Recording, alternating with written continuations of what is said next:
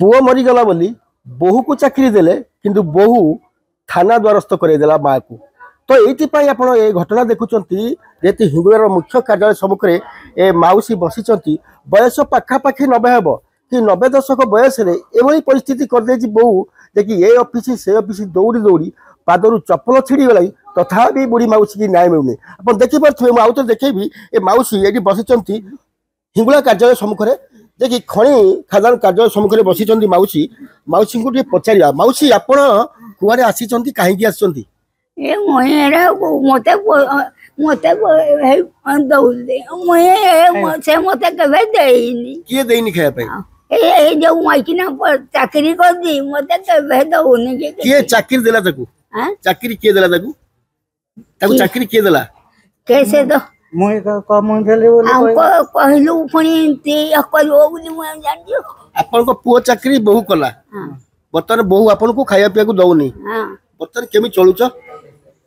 केमी चलुच ए हे पोडी दउदी बोली चल बड़ पुओ दउच खाया को हां आ को से न दला बोली मो बहु कहला मो सासु तो दी मरु बोली दउदी आप थाना को भी बहु पठे दी थाना को केबे थाना को काली जा देलो। तो ये थिला देखुतले माउसी को कहबा कथा जे पुओ मरीगला पे आमे बहु को चाकरी देलु किंतु बहु आमको खाइया को दौनी एवं घर बाहर कर दउची आ जदि किछि घटना घटुची आमको थाना रे पुरउची आपण कोन लागिबा या टाका भाई ना कार भाई लागिबे जे श्रीनिवास साहब से कोन मरी गले ताको बहु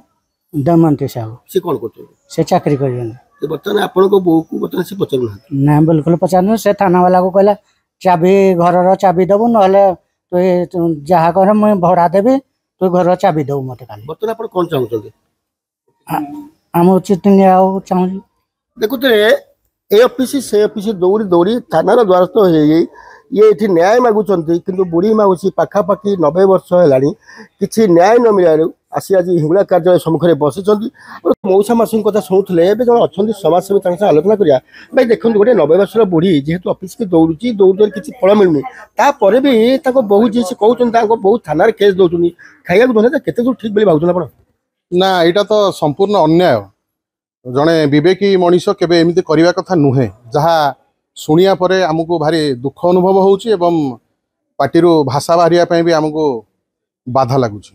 देखो ये गोटे बड़ कथा हूँ जिते माँ कथा पड़े माँ ता समस्त तेणु एमती गोटे 90 वर्षर माँ को जो बहु हैरान कर पुओ चलीगला गोटे बड़ दुखदायी घटना तथापि आपड़ जो आसी न्याय किसी मिले भावुन कि